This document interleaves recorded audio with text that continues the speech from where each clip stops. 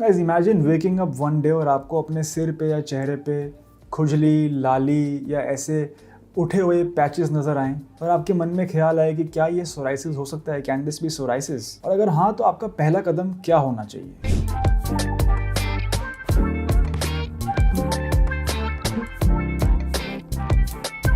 नमस्कार दोस्तों, मेरा नाम है डॉक्टर सम्यक धवन। आज हम बात करने वाले हैं चेहरे पे होने वाले सोराइसिस के बारे में, सिर में होने वाले सोराइसिस के बारे में और इससे हम कैसे बचें। लेकिन उससे पहले बात करते हैं कि आखिर सोराइसिस होता क्या है। गाइस, सोराइसिस एक ऑटो इम्यून कंडीशन है। इसका मतलब है कि हमारी ही स्किन के सेल्स एक ऐसा पाथवे एक्टिवेट कर देते हैं, हमारी स्किन के जो डिफेंस वाले सेल होते हैं वो एक ऐसा पाथवे एक्टिवेट कर देते हैं जिसकी वजह से हमारे स्किन सेल्स की रिप्रोडक्शन की स्पीड बहुत फास्ट हो जाती है, जिसकी वजह से हमें पपड़ी, इचिंग, फ्लेकीनेस जैसे सिम्टम्स मिलते हैं।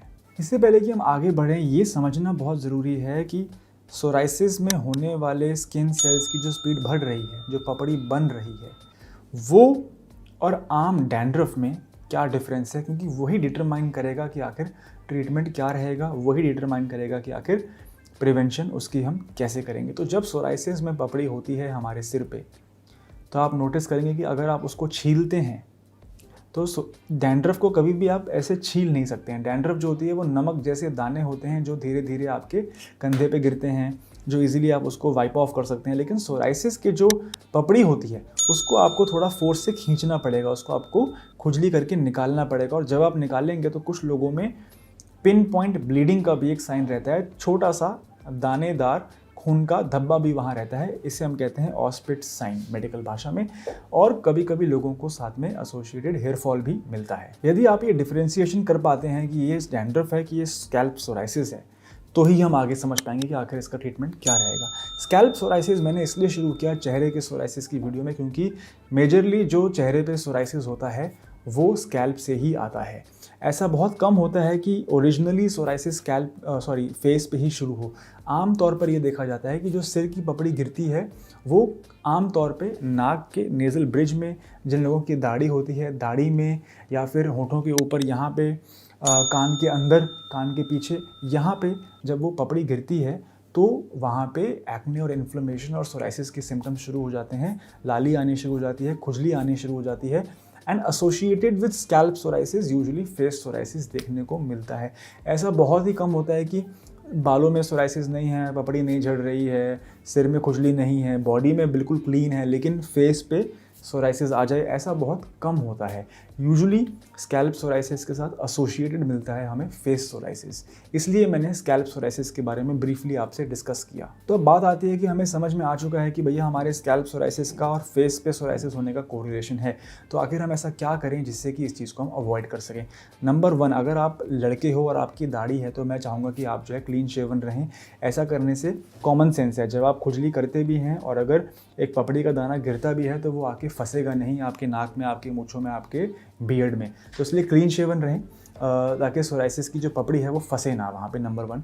नंबर 2, आपको अपनी डाइट का बहुत अच्छे से ध्यान रखना है। नंबर 3, आपको ट्राई करना है कि आपका स्कैल्प जो है वो बहुत ज़्यादा गीला ना रहे, मॉइस्ट ना रहे। नहाने के बाद आप अपने स्कैल्प को ड्राई रखें ताकि वहाँ पे पपड़ी और डैंड्रफ और सोराइसिस की संभावना कम से कम रहे। नंबर 4, आप ट्राई करें कि आप इन्फ्लेमेटरी फूड आइटम्स को अपने डाइट से कम्प्लीटली एलिमिनेट कर दें। आपको लाल मांस नहीं खाना है। अगर आप मीट खाते हैं तो आपको मीट को अवॉइड करना है, मटन को अवॉइड करना है। अगर आप स्मोक करते हैं तो आपको स्मोकिंग छोड़नी पड़ेगी। यदि आप स्मोक करते हैं तो आपको स्मोकिंग सेसेशन करना पड़ेगा, क्योंकि ये कुछ ऐसी लाइफस्टाइल फैक्टर्स हैं जो हमारे सोराइसिस को बढ़ाती हैं, चाहे वो बहुत ही माइल्ड सा स्कैल्प सोराइसिस ही क्यों ना हो। अभी हमारी बीमारी शुरू हुई है, हम माइल्ड स्टेज में हैं। इसका मतलब ये नहीं है कि हम 100% अटेंशन अपने लाइफस्टाइल को ना दें, क्योंकि यदि हम आज आप फॉर्चुनेट हो अगर आपको माइल्ड सोराइसिस है, मैं समझता हूँ कि आप बहुत फॉर्चुनेट हो अगर आपको स्कैल्प सोराइसिस है, क्योंकि this is a mild form of psoriasis. अगर आप ओपीडी में आएंगे हमारी, आप देखेंगे हमारे पास ऐसे पेशेंट्स आते हैं जिनके पैरों के तलवे पे बहुत ही बुरे कट्स लगे होते हैं और वो चल नहीं पाते, उनके जोड़ों में सोराइसिस हो जाता है, डेली लाइफ में उनकी प्रॉब्लम आती है।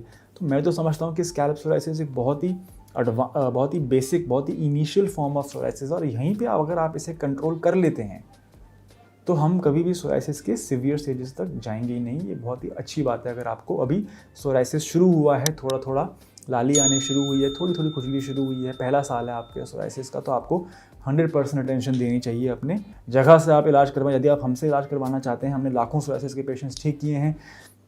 इस चैनल पे सजेस्टेड वीडियोस में आपको बहुत सारी रिकवरीज की वीडियोस मिल जाएंगी। प्लीज़ उन प्लेलिस्ट को, उन वीडियोस को चेकआउट करें। And if you want to take treatment from us, आपके स्क्रीन पे यहाँ पे 2 नंबर देख रहे होंगे, एक कॉलिंग का नंबर है, एक व्हाट्सएप का नंबर है। इन पे आप हमारे साथ टच बेस कर सकते हैं और अपना क्लियर सा एक फ़ोटो अगर आप हमें व्हाट्सएप कर दें तो हम आपको बता पाएंगे कि आपके केस में कितने समय में रिकवरी आएगी, कितने % रिकवरी आएगी, ट्रीटमेंट कितना लंबा चलेगा, कितनी डोज देनी पड़ेगी, खर्चा कितना आएगा। ये सारी बातें हम फ़ोन कॉल पे या वीडियो कॉल के माध्यम से डिस्कस कर सकते हैं यदि आप हमसे ट्रीटमेंट लेना चाहते हैं तो। यदि आप नहीं लेना चाहते, जो टिप्स मैंने आपको दी हैं ये 100% आपकी काम आएंगी। प्लीज़ इनको आप फॉलो करें एंड आप अपने फेस पे सोराइसिस होने से इस प्रकार बच सकते हैं। गाइस, मेरे नाम से डॉक्टर सम्यक धवन, आप देख रहे हैं सोराइसिस ट्रीटमेंट इंडिया। धन्यवाद।